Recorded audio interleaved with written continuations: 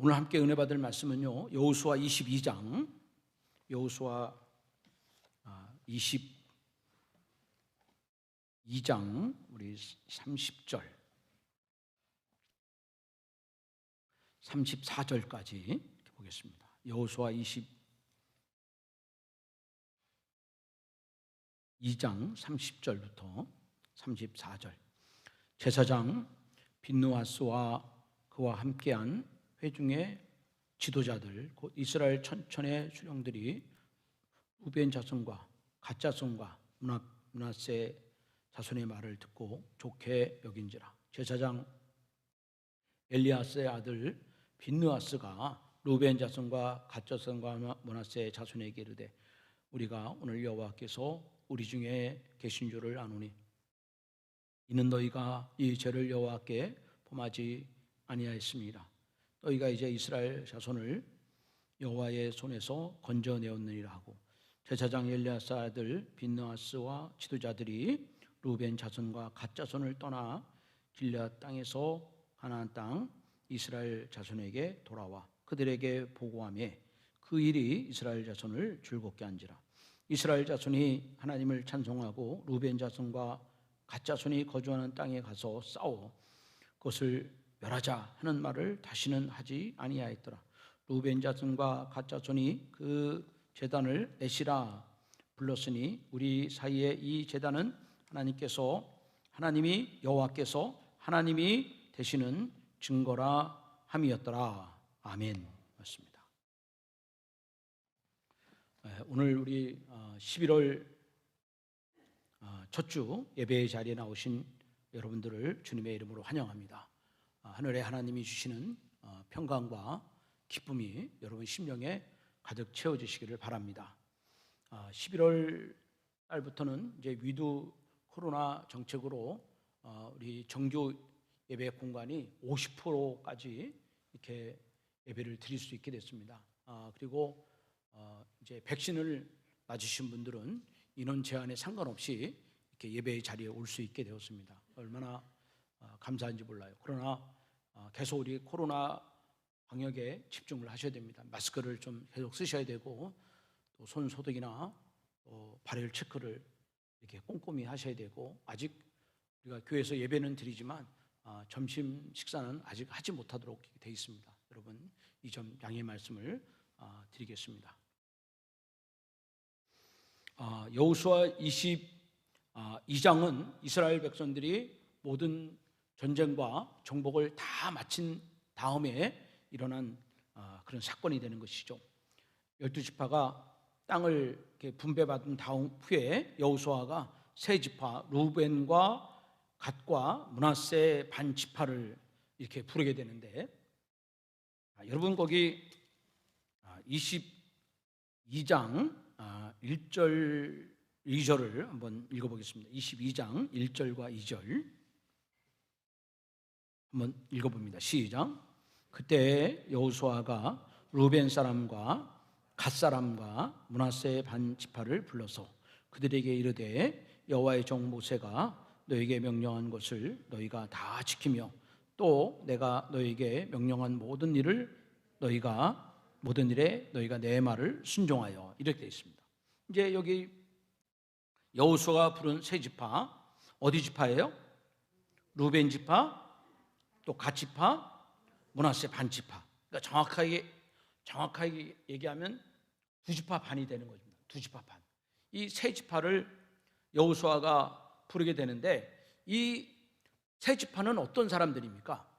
이스라엘 백성들이 가나안 땅을 건너서 가나안 정복을 하게 되는데, 이 세 지파는 가나안 땅을 건너지 않고 이제 모세와 함께 모세의 이제 허락을 받고 요단 동편에다가 그들이 살아갈 땅을 마련을 하게 되는 것입니다. 우리는 이 땅이 좋으니까 우리 가나안 땅 들어가지 않고 우리 요단 동편에서 우리가 정착을 하겠습니다. 그렇게 부탁을 하는 것이죠. 이제 이들이 부탁을 받아들이되 조건이 하나 있다는 거예요. 그것은 이제 가나안 땅을 건너서 9지파는 전쟁을 하고 그 땅을 분배를 받아야 되니까 이 세 지파에게 부탁을 하기를, 아홉 지파가 전체가 땅을 다 분배받을 때까지 너희들이 그들과 함께 싸워달라는 거예요.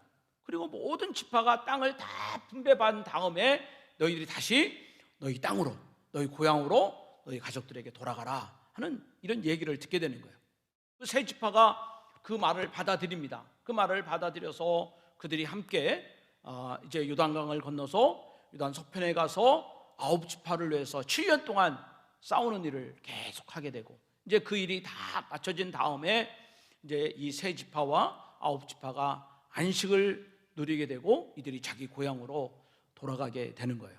그러니까 여러분, 이 아홉 지파 입장에서는 이 세 지파가 너무 고마운 거예요.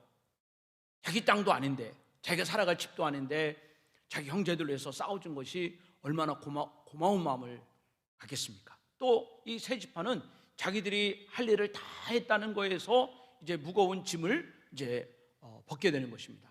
그 여호수아는 7년 동안의 이들의 수고와 땀에 격려를 보내고 또 이들을 칭찬해 주는 거예요. 그리고 너희들이 고향에 돌아가서 거기서 하나님을 잘 섬기고 말씀에 순종하는 삶을 살아가라, 그렇게 권면을 하는 것이죠.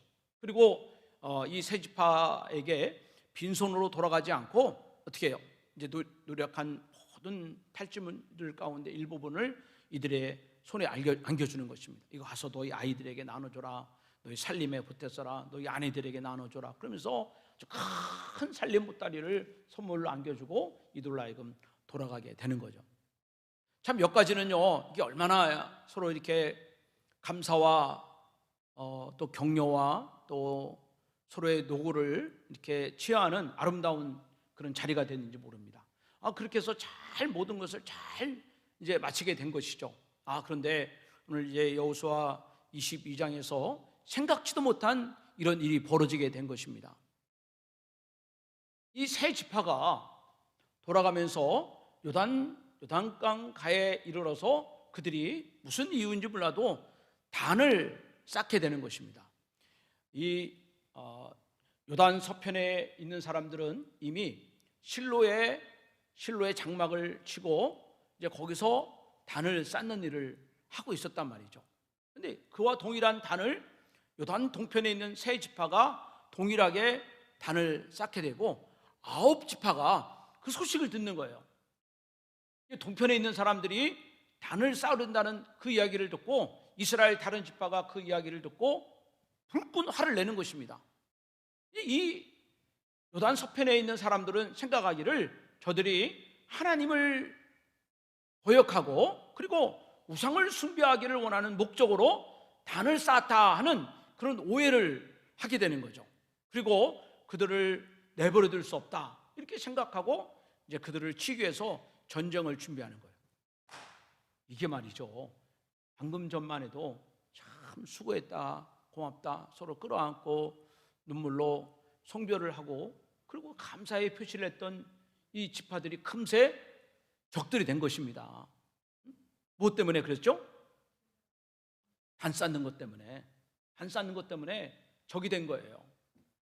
그래서 이제 이들을 치려고 할 때 참 다행스러운 것은 이들이 아홉 지파가 세 지파를 치기 전에 왜 저들이 단을 쌓는지 한 이유라도 알아보자. 한번 이유라도 알아보고 우리가 공격을 하는 것도 늦지 않지 않느냐. 그래서 서로 합의한 가운데 그 당시 제사장 누굽니까?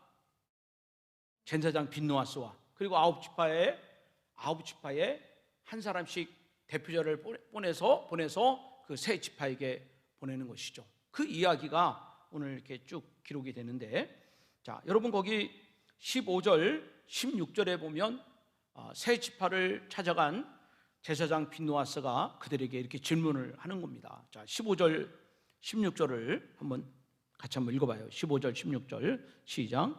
그들이 길르앗 땅에 이르러 루벤 자손과 갓 자손과 므낫세 반 지파에게 나아가서 그들에게 말하여 이르되 여호와의 온 회중이 말하기를 너희가 어찌하여 이스라엘 하나님께 범죄하여 오늘 여호와를 따르는 데서 돌아서서 너희를 위하여 제단을 쌓아 너희가 오늘 여호와께 거역하고자 하느냐.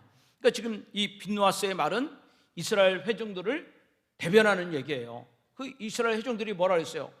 저 세 지파가 단을 싸서 여호와를 거역하고 우상을 숭배하려 하는구나.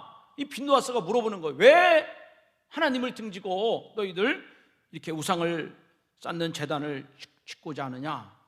그래서 이 빈누아스는요, 이스라엘 백성들에게 과거에 일어났던 이 두 가지 사건을 언급을 하게 되는데, 첫 번째 사건은 바알부올 사건입니다. 여러분, 이 사건은 민수기 25장에서 일어난 사건인데, 이스라엘 백성들이 신딤에서 이제 우상 숭배를 하게 되고, 그들이 모압 여인들의 그 음행에 빠져서 하나님을 등지고 이제 더럽고 난잡한 이런 일들을 그들이 하게 되는 것이죠. 하늘에 계신 하나님께서 이스라엘 백성들의 음란과 우상 숭배를 보시고 화를 내시고 그들에게 연병을 보냅니다. 오늘날이시면 전염병을 보내게 되는데, 이 일로 인해서 이스라엘 사람들 2만 4천 명이 죽게 되는 거예요. 역시 그 당시에도 제사장 빈누아스가 이 일을 보고 장막 안에서 남녀가 음행하는 것을 보고 이 제사장이 창으로 두 남녀를 꿰뚫어서 죽이는 일이 벌어지게 되고, 이제 그 일로 인해서 이스라엘 백성들에게 연병이 그치는 그런 사건, 첫 번째 사건이고, 두 번째 사건은 우리가 잘 알고 있는 아간의 사건입니다. 사라의 아들 아간이 여리고 전쟁이 끝나고 나서, 그 여리고 전쟁은 가나안 첫 번째 전쟁이기 때문에 거기서 얻은 탈취물을 절대로 사람이 손을 대서는 안 되고 하나님께 다 드려야 되는 거예요. 근데 아간이 그 탈취물을 보고 마음에 탐심이 일어나서 그 중에 일부를 자기 장막에 숨기게 되는 거 아니겠습니까? 이 일로 인해서 하나님이 진노해서 어떻게 해요? 그 아간의 아들과 아간의 아내들이 다 돌에 맞아 죽게 되는 이런 참혹한 일이 벌어지는 거예요.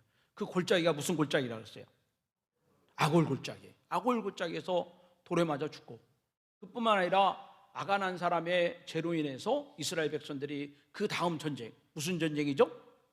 아이성 전쟁. 아이성 전쟁에서 이스라엘 백성들이 패배를 하는 이런 일이 벌어지게 되는 거예요. 이 바알부올의 사건, 또 아간의 범죄, 이 일들은 이 일부의 범죄였지만, 일부 사람들의 범죄였지만, 이들의 범죄로 인하여 이스라엘 전체 사람들이 다 하나님께 진노를 받고 재앙을 받고 심판을 받는 일이 벌어지게 된 거예요.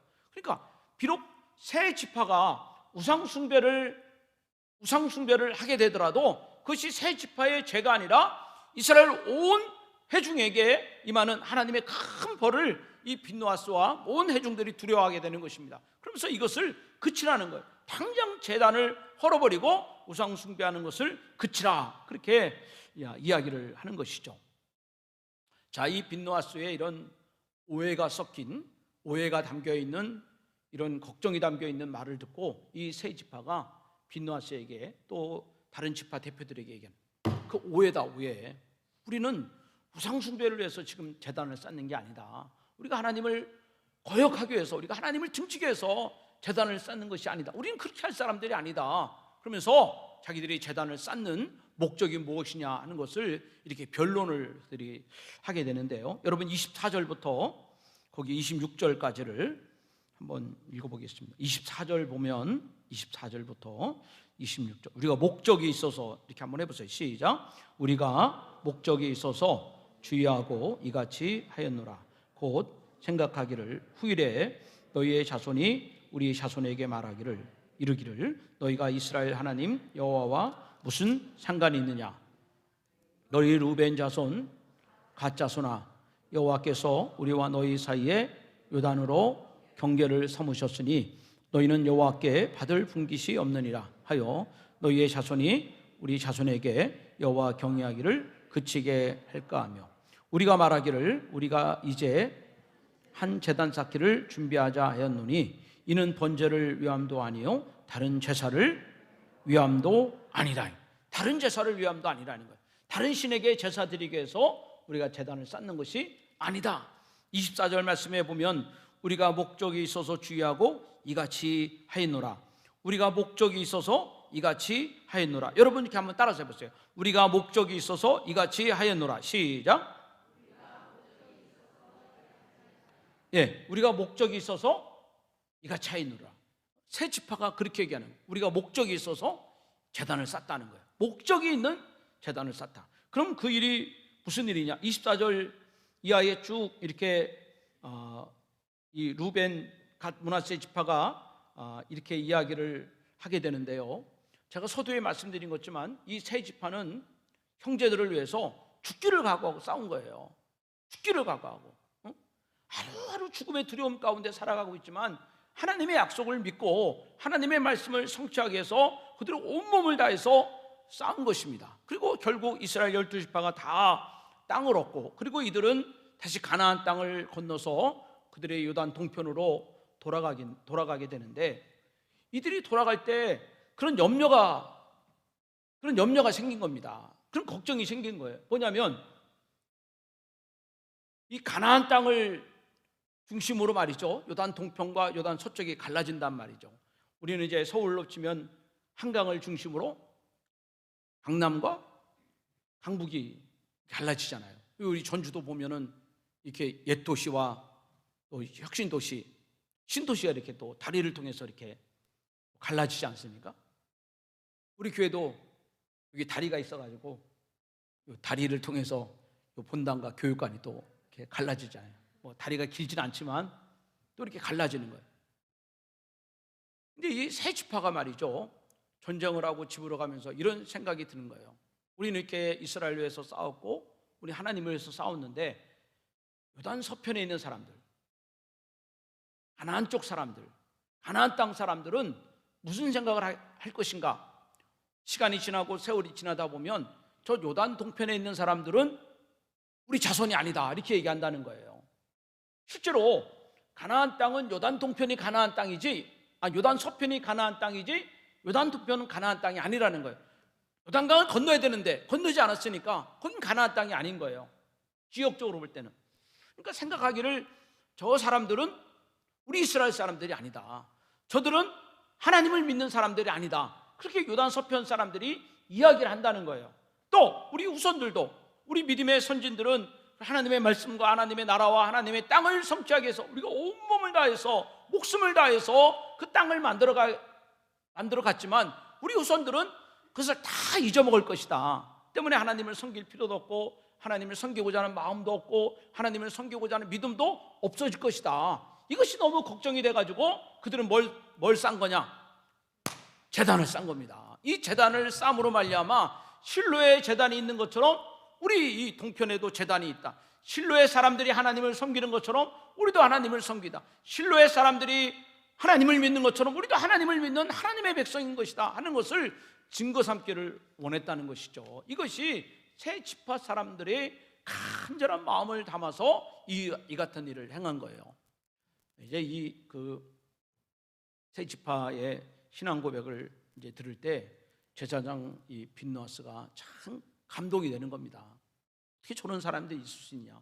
어떻게 저렇게 믿음으로 살려고 그러고 어떻게든지 간에 자녀들에게 믿음을 전수하고 싶은 이런 간절한 마음을 듣고 이 빈누아스가 너무 죄송한 거예요. 우리가 잠깐 동안 당신을 오해했습니다. 우리가 당신들의 믿음을 우리가 오해했습니다. 당신들이 이렇게 깊은 믿음의 사람인 것을 우리가 알지 못했습니다. 그러면서 회개를 하고 그들의 신앙에 감동을 받고, 그리고 다시 빈누아스가 가나안 땅 사람들 9지파 사람들에게 가서 모든 문제를, 오해를 다 해소하고 그저 싸우자는 생각들을 다 버리고 하나님께 찬양을 돌리고 영광을 돌렸다 하는 것, 이것이 오늘 이제 본문에 나온 이야기입니다. 그러면서 34절에 이 세 지파가 쌓았던 그 제단의 이름을 우리에게 이제 알려주고 있어요. 여러분 34절을 한번 보세요. 34절 다 같이 한번 읽어보세요. 큰 소리로 시작. 루벤 자손과 갓 자손이 그 제단을 에시라 불렀으니 우리 사이에 이 제단은 여호와께서 하나님이 되시는 증거라 함이었더라. 아멘. 여러분 이 제단이 이름이 뭐라 그랬어요? 엣제단이다. 엣제단. 한번 해. 엣제단. 엣제단이 엣제단. 그 뜻이 뭐라 그랬어요? 여호와께서 하나님이 되신다. 이 얘기는 뭐냐? 하나님이 나의 하나님이라는 거예요. 하나님만이 이스라엘의 하나님이 우리 하나님이라는 것입니다. 비록 나는 살아가는 지역은 다르지만 서편의 하나님이 우리의 하나님이에요. 동편의 하나님도 우리의 하나님, 아홉 지파의 하나님도 우리의 하나님, 세 지파의 하나님도 우리의 하나님, 부모의 하나님도 우리의 하나님, 그 하나님이 우리 자손들의 하나님이 되신다 하는 이 신앙의 연계성, 신앙의 통일성, 신앙의 하나됨을 이 세 지파가 우리들에게 말씀해 주고 있는 거예요. 제가 이제 그 여호수아가 말이죠, 여호수아가 이 세 지파에 대해서 그 믿음을 이렇게 칭찬한 게 있거든요. 거기 3절을 보십시오. 3절을 보시면 그 세 지파가 어떻게 이렇게 정말 열심히 하나님을 섬겼는지, 여러분 3절 시작. 오늘까지 날이 오래도록 너희가 너희 형제를 떠나지 아니하고 오직 너희의 하나님 여호와께서 명령하신 그 책임을 지키도다.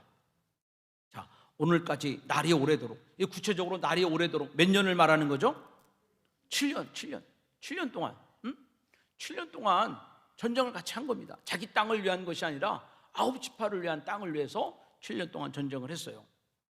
오늘은 살았지만 혹시 내일은 전쟁하다 죽지 않을까, 늘 두려움, 죽음에 대한 두려움과 공포가 몰려오는 그 7년을 하나님의 명령과 약속을 지키기 위해서 그들이 싸웠다는 거예요. 날이 오래도록 너희가 너희 형제를 어떻게 해요?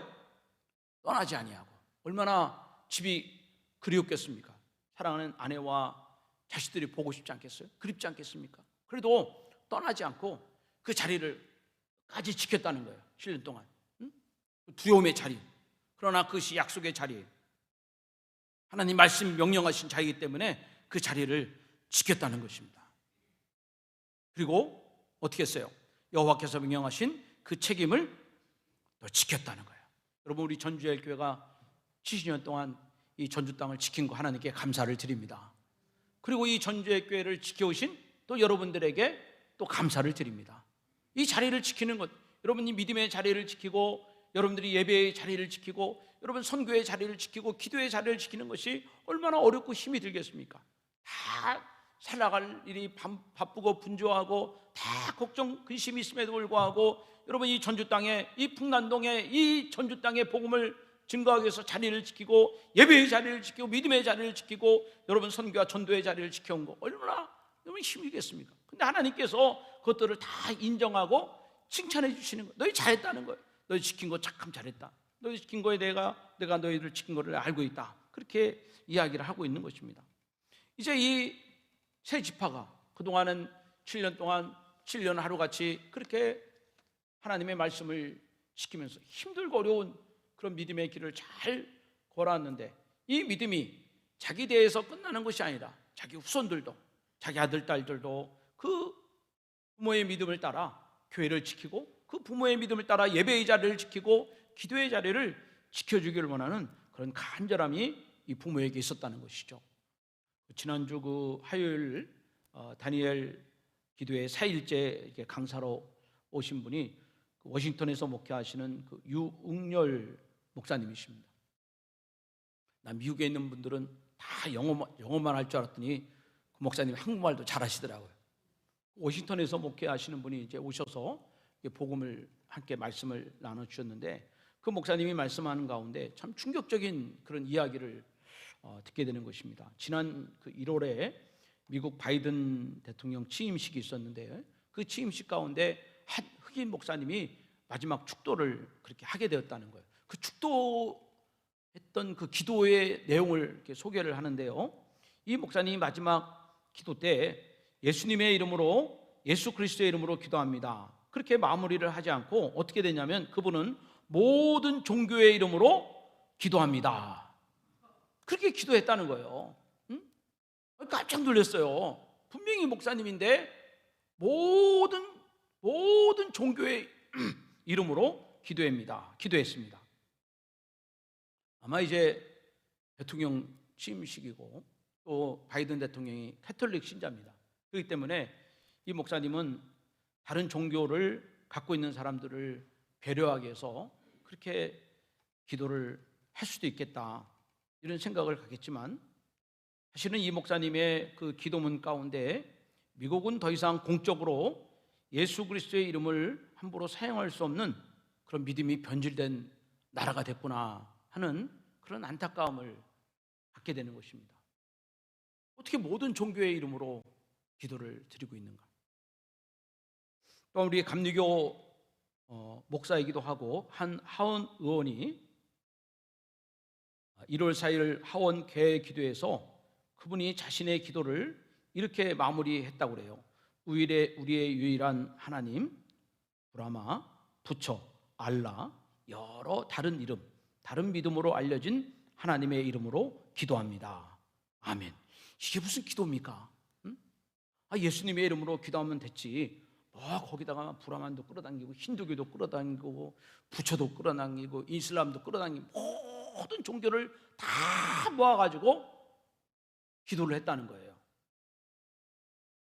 여러분, 미국은 신앙의 자유를 얻기 위해서 영국 땅을 떠나서 신대륙에 들어간 청교도 신앙으로 세워진 그런 나라가 아닙니까?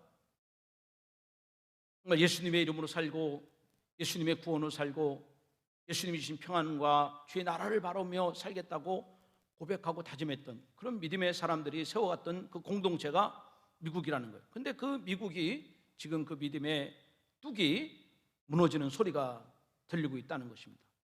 결코 흔들리지 않았던 그 신앙 고백이 지금 서서히 뿌리채 뽑혀가고 있다는 증거인 것입니다. 여러분, 이것은 먼 나라 미국의 이야기가 아닌 것입니다. 우리나라도 마찬가지입니다. 우리나라는 하나님이 주시는 이 말씀을 뿌리채 흔들고자 하는 이런 일들이 많이 일어나고 있습니다. 낙태를 허용하는 이런 일들이 일어나고 있고, 또 동성연애를 찬성하고 동성연애를 주장하는 이런 사람들이 일어나. 지난주에도 대구에서 동성애 퍼레이드가 있고, 우리 감리교 목사님 가운데는 그 동성애 축제에 가서 그들을 위해서 축복 기도를 해준 그런 목사님도 계신 거예요. 근데 이런 일들이 과거에는 참 부끄러운 일이고 입에 담지 못한 일이지만 이제는 대낮에 말이죠. 대낮에 이런 일들이 벌어지고 있는 것입니다.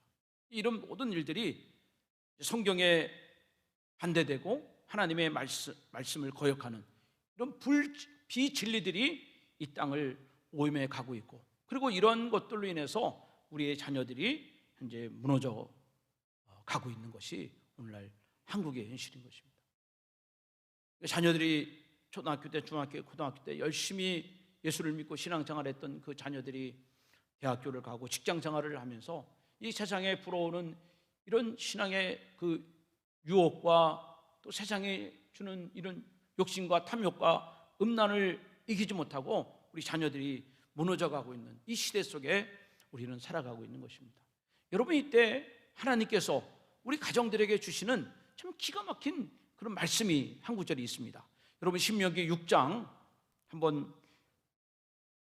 4절로 8절을 한번 보시면요, 신명기 6장 그 4절로 9절에 보면 하나님께서 우리 가정을 지키고 우리 부모를 지키고 우리 자녀들을 지키고 우리 가정이 하나님의 가정으로 애재단과 같은 그런 믿음의 재단이 쌓여질 수 있도록 하나님이 우리에게 주는 말씀이 있다는 거예요. 한번 여러분 4절에서 9절까지를 같이 한번 읽어보겠습니다. 한번 읽어보겠습니다. 시작. 이스라엘아 들으라. 우리 하나님 여호와는 오직 유일한 여호와시니 너는 마음을 다하고 뜻을 다하고 힘을 다하여 내 하나님 여호와를 사랑하라.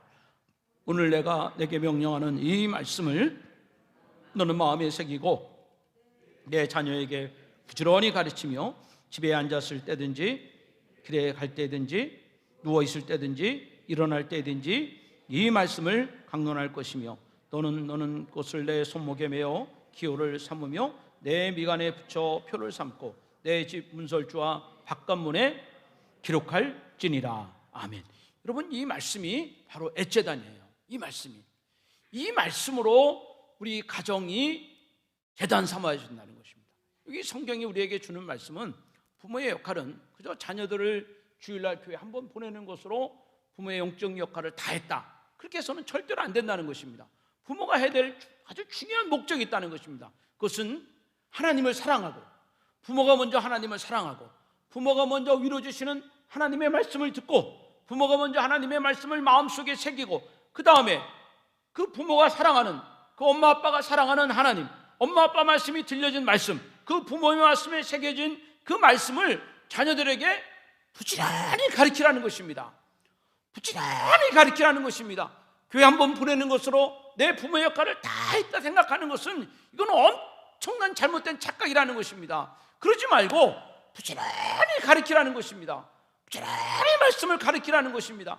부지런히 하나님을 사랑하게 하고, 하나님 말씀을 들려주게 하고, 하나님 말씀이 그 마음에 새기도록 계속 습관적으로 가르치라는 거예요. 저도 우리 아이들이 3명이 다 지금 떠나 있는데, 우리가 자녀들께 전화 통화하면 무슨 얘기예요? 부모의 걱정은 뭡니까? 너 밥 먹었냐? 그거 물어보잖아요. 밥 먹었냐? 요즘 굶고 다니는 사람이 어디 있어요? 그래도 늘 걱정이 돼. 너 밥 먹었냐? 새끼 안 굶고 잘 먹고 사냐? 물어보는 거예요. 근데 여러분, 사람이 떡으로만 사는 것이 아니라 하나님의 말씀으로 산다고 그랬어요. 너 밥 먹었냐? 그렇게 물어보는 사람은 또 중요하게 물어볼 질문이 있어요. 너 성경 보냐? 이걸 물어봐야 되는 거예요. 너 성경 보냐? 야, 사랑하는 아들아, 너 성경 읽고 있느냐? 사랑하는 딸아, 너 성경 보고 있느냐? 이거를 질문을 하라는 것입니다. 엄마는 성경 보지 않아요. 난 성경 보고 싶은 마음이 없어요. 난 성경 볼 만큼 마음이 여유가 없어요. 여러분, 그러면 그 아이들을 버려두지 말고 부지런히 가르치라는 거예요.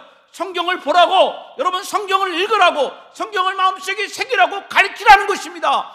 부모가 믿었던 하나님, 7년 동안 온 마음을 다하여 죽기를 각오하고 말씀을 지켰던 이 백성들의 마음속에는 그렇게 내 자녀들이 말씀으로 살아가기를 간절한 마음이 있어서 애재단을 세웠듯이, 오늘 우리 자녀들이 그렇게 하나님 말씀으로 살아가기를 간절히 원하는 마음으로, 야, 사랑하는 딸아, 성경을 읽었느냐? 그렇게 물어보라는 거예요. 또 물어봅니다. 너 별일 없느냐?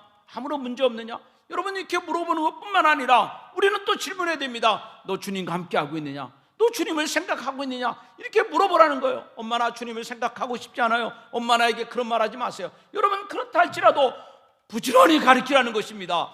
그래야 그 말씀이 그 아이들에게 생명이 되고 믿음이 되고, 그 아이들로 하여금 세상의 온갖 유혹과 미혹을 이겨낼 수 있는 그런 믿음의 방패가 될 수 있다는 거예요. 너 하는 일이 잘 되고 있느냐? 이렇게 물어보기보다는 너 믿음으로 살고 있느냐? 그렇게 물어보라는 것입니다. 엄마, 나에게 예수 이야기를 하지 마세요. 그렇다 할지라도 계속 가르치라는 것입니다. 부지런히 가르치라는 것입니다. 왜 가르치지 못합니까? 내 심정에 애재단이 무너졌기 때문에 그래요.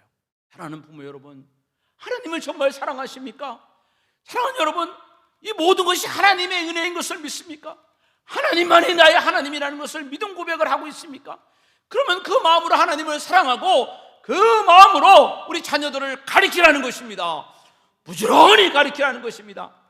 앉을 때도 가르치고, 일어날 때도 가르치고, 길을 걸어갈 때도 가르치고, 누웠을 때도 가르치라는 것입니다. 그렇게 가르쳐서 그들로 하여금 하나님만이 나의 하나님인 것을 분명히 증거하는 신앙생활을 하라는 거예요. 우리 교회 권사님 한 분이 차를 마시다가 그런 간증을 해요. 시골에 있는 부모님이 자기 마을에 교회가 없으니까 이 부모님 마음속에 우리 동네에도 교회가 하나 있었으면 좋겠다, 이런 간절한 마음으로 이 부모님이 자기의 땅을 팔아가지고 거기다 교회를 진 거예요.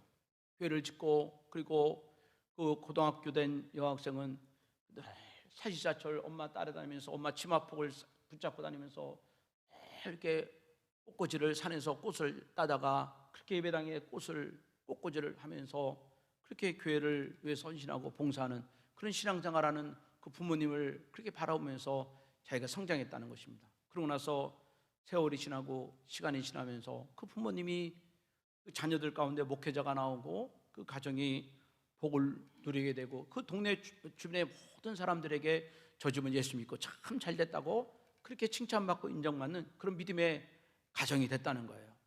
그럼 이제 우리가 할 일은 무엇입니까? 부모가 이 세 지파가 그렇게 하나님의 말씀을 듣고 약속을 지킴으로 말미암아 그렇게 하나님께 헌신했듯이 우리 자녀들이, 우리 부모가 헌신하는 그 이상으로 우리 자녀들이 다시 전주제의를 지키고, 여러분 예배의 자리를 지키고, 헌신의 자리를 지키고, 그것이 7년이 됐든 70년이 됐든 한결같이 그 일을 감당할 수 있도록 여러분, 신앙의 유산이 돼서 신앙의 강같이 흘러갈 수 있도록 우리가 그렇게 만들어져 가는 애재단을 만들어 가야 된다는 거예요. 저희 집은 형제가 오형제입니다. 오형제인데 저희 오형제가 다 지금 믿음으로 살고 이렇게 말씀으로 살려고 애를 쓰고 있어요. 근데 저희 아버님께서 예수를 믿고 나서 기도 생활을 멈추지 않는 거예요. 새벽 기도하시고 모든 예배마다 다 참석을 하시면서 신앙생활을 하신 거예요. 그 아버지가 그렇게 교회를 사랑하고 기도하는 삶을 그렇게 그것을 본받으면서 지금까지 이렇게 따라오다 보니까 저도 어느덧 목사 이 자리에 앉게 되는 것입니다. 그리고 그분이 돌아가시면서 예수 잘 믿는 가문이 돼야 된다, 예수 믿으며 살아가야 된다, 그런 신앙의 유언을 남기신 거예요. 그리고 천국에서 만나기를 소망하면서 눈을 감으신 것입니다. 그 신앙의 유산이 지금 오형제의 마음속에 세계쯤으로 말미암아 그렇게 믿음 생활을 하고, 저는 감히 부끄러운 고백이지만 우리 돌아가신 아버님보다는 내가 예수를 잘 믿고 있다 생각이 들어요. 부끄러운 고백이지만 나는 우리 아버지보다는 내가 믿음 생활을 잘하고 있구나. 근데 그것이 아버지가 바로 뿌려진 그 신앙의 씨앗이 나에게 열매가 돼서 나타나는 것이고, 저는 바라기는 우리 삼남매가 저보다 더 예수 잘 믿고 신앙생활 잘하는 믿음의 거장으로 자라나기를 원하는 그런 간절한 마음이 있다는 것입니다. 오늘 예배하는 여러분 가정이 다 애재단이 되시길 바랍니다. 여러분이 신앙의 거인이 되시길 바라고, 또 여러분 자녀들이 그런 믿음의 유산을 잘 물려가는 은혜가 여러분 가운데 있기를 바랍니다. 사랑하는 주님, 오늘 여기 예배하는 모든 부모의 믿음이 살아있게 하여 주시고, 저들의 믿음이 더 성숙되게 하시고, 부지런히 말씀을 가르치고 부지런히 하나님의 살아계심을 온 마음으로 증거할 수 있는 믿음의 부모가 되게 하여 주시옵소서. 여러분의 간증이 되시기를 주님의 이름으로 축원합니다. 우리에게 소원이 하나 있네. 우리 함께 찬양.